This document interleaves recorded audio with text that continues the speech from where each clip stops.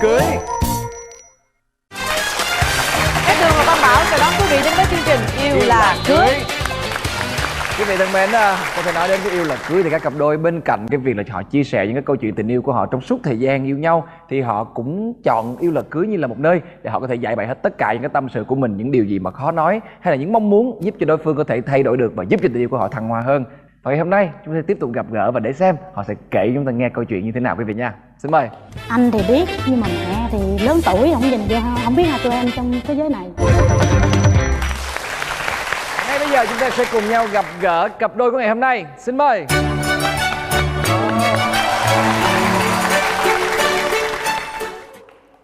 Và hai bạn giới thiệu về mình đi à. Chào chị Cát Tường, chào Văn Bảo, chào các bạn khán giả trong trường quay. Em tên là Nguyễn Thị Hữu Duyên, năm nay em 34 tuổi, quê Đồng Tháp, làm nghề giá giỏ ô tô. Thôi ngầu dữ. Rồi. Dạ em chào chị Cát Tường, anh Quang Bảo với khán giả trong trường quay.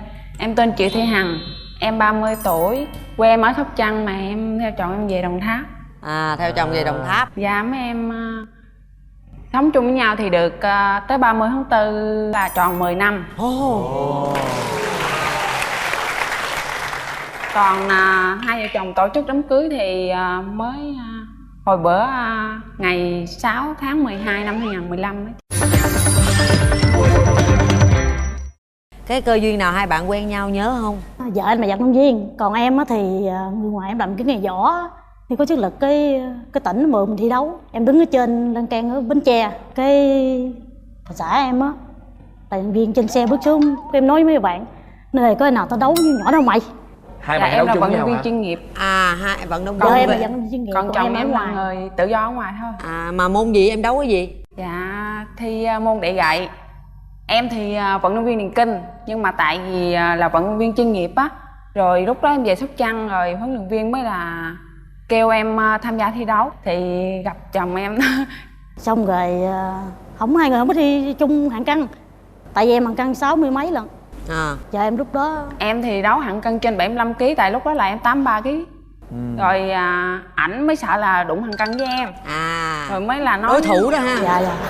Dạ nhưng mà đâu có đâu. Có khi nào hai bạn đấu chung với nhau chưa? Đấu thử chưa? Có ai thắng chưa? Dạ nếu mà thử thì bây giờ chắc em thua.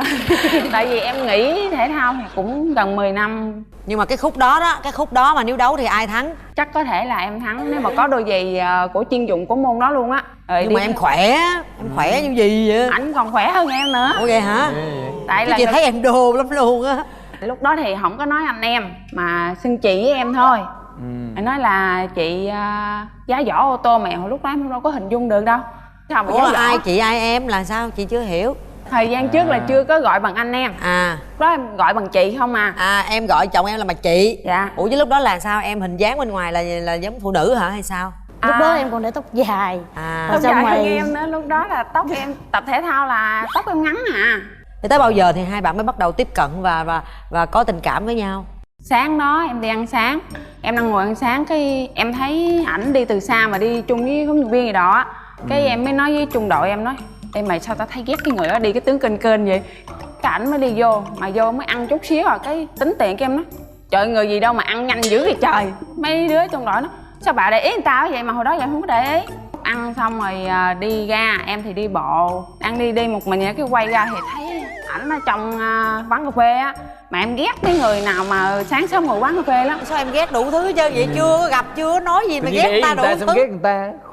Tối đó em đang ở trong khách sạn em coi tivi, mấy đứa trong đội cái nó dắt chồng em vô trong phòng. Mà cái tánh của em rất là khó, ví dụ như muốn làm cái gì phải hỏi ý kiến em.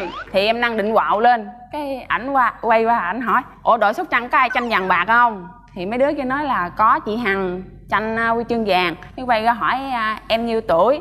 Cái em nói em 19 tuổi. Nói em 19 tuổi, chị 18 tuổi này, chị nhỏ hơn em. Mà thiệt không? Đâu Dạ có đâu, lớn em Chọc người ta đó phải Dụ không? á, chọc á. Rồi cái Vô. sao? Em hỏi em sinh năm mấy? Nó nói em 89 rồi, vậy chị 86 vậy, chị nhỏ hơn em đúng rồi, 3 tuổi lần đó. Mà tụi em gặp nhau đâu có được thời gian dài đâu chị. Chỉ trong vòng 1 tiếng mấy à. Cái là lúc đó thi đấu xong hết rồi. Em mới ra xe về. Thì lúc đó ra xe về thì em xin số điện thoại vợ em. Vợ em nói không được, em có số điện thoại. Em cho địa chỉ xong nói nè vậy không có điện thoại, chị cho địa chỉ nhà chị này, có gì viết thư lên cho chị. xin số điện thoại xong đi làm một tuần không gặp. Cái một lần đó bác má là hỏi sao một tuần này không có gặp, kiếm em không được vậy. Cái chồng em kiếm trong vòng 1 tuần mà em đâu có hay đâu. Cho nên em mới nói thôi chị đợi em chút đi, em đi ra bưu điện em điện cho chị. Cái Trời đó khổ, điện thoại phải điện ra bưu điện rồi điện nữa. Nói xong cái hỏi 30 tháng 4 em có được nghỉ không? Cái em nói dạ được, cái nói lên chị chơi đi. Mà lúc đó em suy nghĩ hay là mình về quê hay là đi lên chợ, nếu lên chợ thì coi như không được về thăm cha mẹ rồi. Xong cái em nói vậy thì đi lên. Cái xong em cũng đi Ta lên. mới rủ lên chơi thôi, làm gì phải nghĩ xa cha mẹ rồi đủ thứ vậy. Tại vì không có về thăm ba mẹ nữa. Cái cơ hội của mình á là được nghỉ lễ mình mới được về thăm cha mẹ, tại vì em xa gia đình từ hồi nhỏ rồi. Hiểu rồi. Mới đi lên trên nhà có ảnh, cái ảnh lo nhậu với mấy anh gì trong dòng họ này đó, nhậu tới tối luôn. Đi vô ngủ, em thì ngủ mà em không có dám ngủ, em cứ mở mắt hoài mà tới 10 giờ mấy, gần 11 giờ đêm á thì thì sao? Trời ơi, 10 mấy năm mà còn mắc cỡ nữa. Hấp dẫn nè. Tự nhiên em đang tính nhắm mắt lại ngủ cái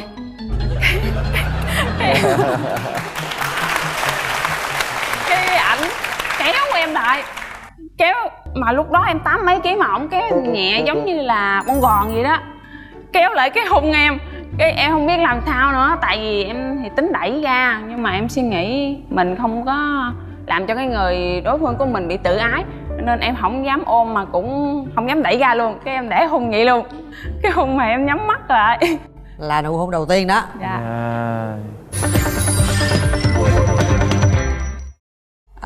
Trong suốt 10 năm thì chắc là rất nhiều câu chuyện giữa hai bạn. Chuyện vui, chuyện buồn. Những kỷ niệm nào mà em cảm thấy là sâu sắc nhất giữa trong cái mối tình của hai bạn?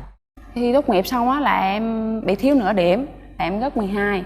Rồi lúc đó anh mới nói với em vậy nè: thôi em ơi, hay là em lên đây sống với chị đi, tại người chị thương á là phải ở bên cạnh chị mới tin 100%, còn ở xa thì trên có 50% thôi. Thì chồng em cũng nói với ở gia đình ở trên đây á, rồi nói xuống rước em. Thì lúc đó cha mẹ em thì không biết là em nghĩ tập thể thao đâu, là nghĩ em đi thi đấu à. Rồi cái mới lên đây sống chung với ảnh. Thì sống được thì em nhớ gia đình quá rồi, với lại em nhớ cái nghề của em nữa, cái em mới khóc hoài, ngày nào cũng khóc, em đòi về hết trơn á. Cái ảnh thấy vậy anh chị không có được, cái mới đưa em về. Thì đưa em về xong cũng ở dưới 1 tuần, cái mới lên đây là không biết thu nhận với gia đình sao á.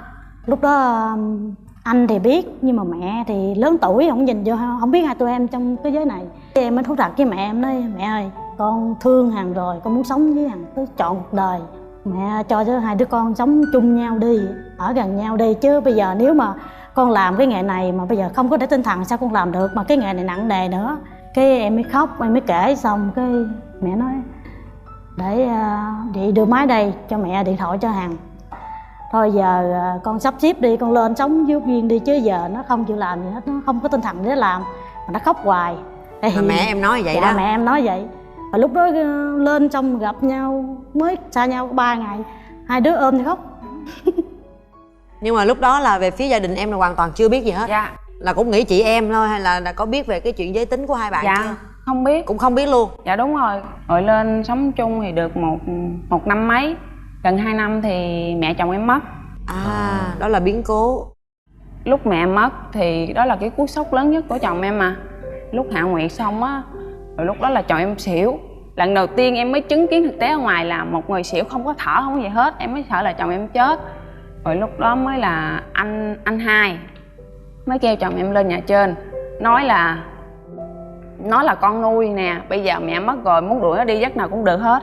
Chồng em nguyên đêm đó đi ra ngoài như người mất hồn vậy đó. Mà mẹ nuôi là mẹ nuôi em bao lâu?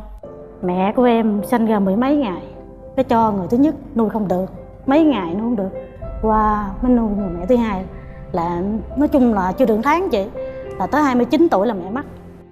Thì ý có nghĩa là cái người mẹ nuôi mất đó là nuôi em từ lúc em còn nhỏ luôn. Dạ đúng, còn nhỏ mới chưa được tháng. Nhưng mà em vẫn biết đó là mẹ nuôi của mình. Dạ biết. Thì em khi mà trong gia đình mẹ mất thì gia đình đuổi em ra. Rồi cho nên thấy vậy rồi em mới suy nghĩ là thôi bây giờ hai vợ chồng mình đi lên Bình Dương làm đi. Rồi cái trước khi lên Bình Dương thì chị hai em có kêu về dưới. Em Đến lúc nào thì gia đình em mới biết mối quan hệ của hai người? Dạ, cái lúc đó em về với nhà gặp chị hai mới kêu là hai đứa về gặp cha mẹ đi. Hình như cha mẹ là biết hết rồi. Lúc đó em về thì em kể với ba mẹ dưới. Con cũng thấu thật với ba mẹ là con với Hằng là yêu nhau như trai gái, chứ không phải là tụi con là bạn nữa.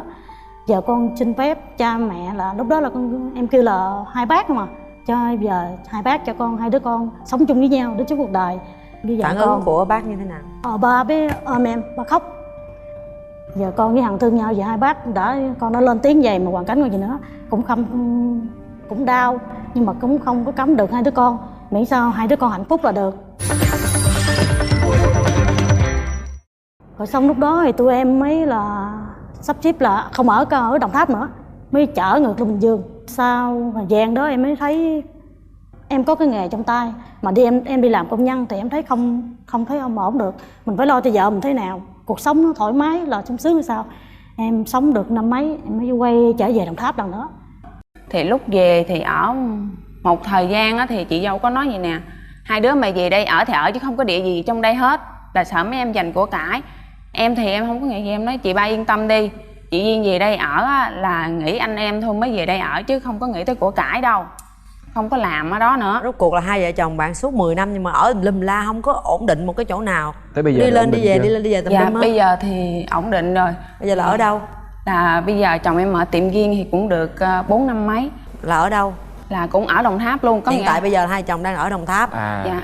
Mà lúc ra tiệm á thì hai vợ chồng trong tay đâu có đồng bạc nào đâu, có người bạn của ảnh mới là cho ảnh hốt hụi, là được 20 mấy triệu đó thì ảnh mới lên Sài Gòn ảnh mua đồ nghề, với cái máy mở vỏ với súng với bình hơi gì đó là hết 40 mấy triệu, đâu đủ tiền đâu.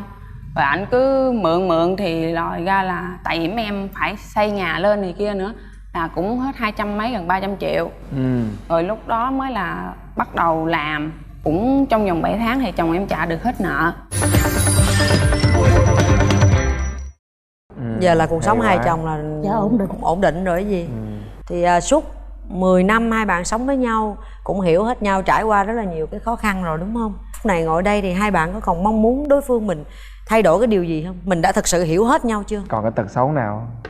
Tật xấu thì có nhiều lắm, mà mấy cái nhỏ nhỏ thôi. Em muốn anh á, sống trên đời đừng tin người quá.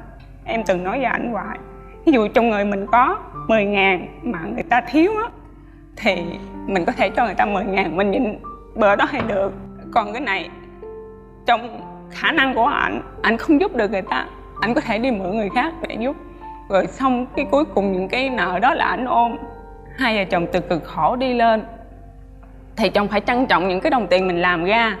Rồi có một cái tật xấu này nữa là cái lúc mà mấy em trả hết nợ á, được hơn 1 năm mấy thì ảnh cứ đi ăn nhậu với thằng em của em với anh rể của em, mà ngày nào cũng đi liên tục vậy đó.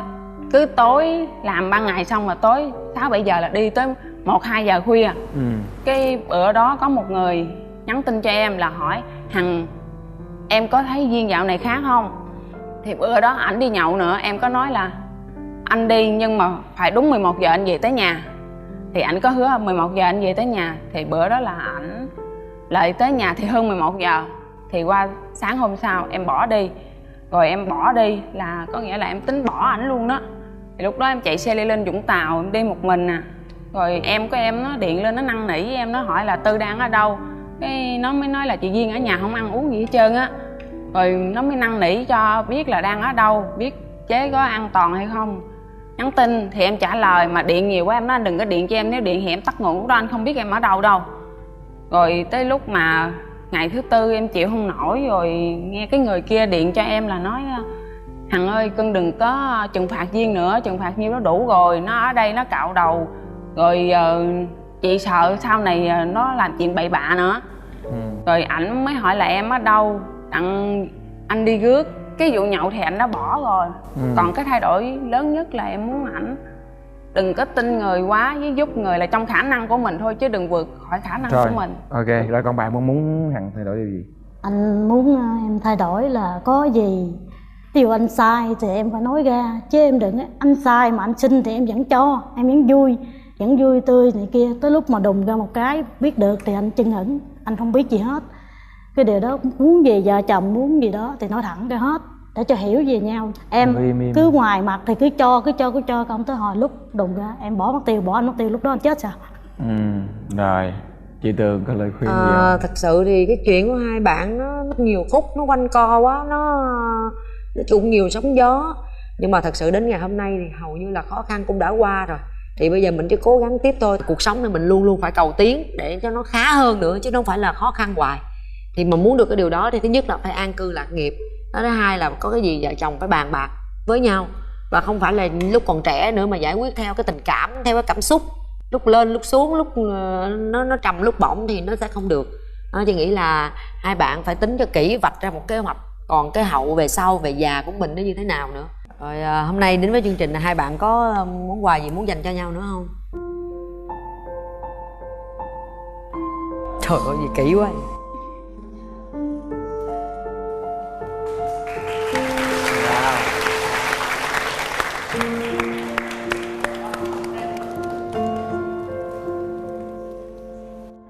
Thì cái điểm mơ ước là được lên về Đồng Tháp, là được nhìn thấy sen. Mà đó giờ lên sống nhân 10 năm mà không thấy bông sen ra sao nữa. Thì hôm nay anh tạo cái bất ngờ cho em là em được 30 tuổi thì anh sẽ chọn 30 bông sen. Anh tôi dành cho em. Cái thứ nhất, cái thứ hai là em rất thích bông ngọc trai. Thì anh có mua một món quà đau bông của ngọc trai, anh gửi tặng cho em.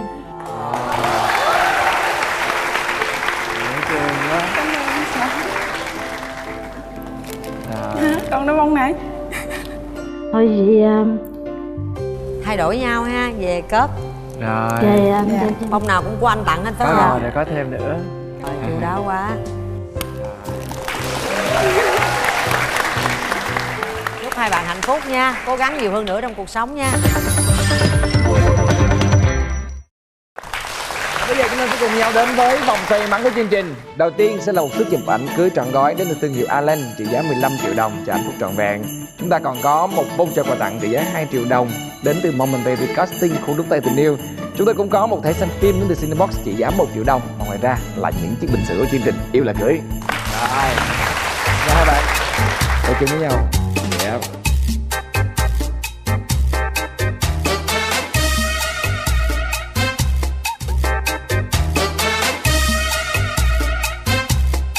Rồi, chúc mừng các bạn. Các bạn đã nhận được một voucher quà tặng trị giá 2 triệu đồng đến từ Moment Baby Casting của chúng ta tình yêu. Các bạn hãy nắm chặt tay nhau nhé. 10 năm qua rồi, tiếp tục nhiều năm tiếp theo nữa. Cảm ơn các bạn rất nhiều. Các bạn hạnh phúc. Thưa quý vị, và như vậy là thời lượng phát sóng của chương trình đã hết. Các Tường và Quang Bảo xin hẹn gặp lại quý vị trong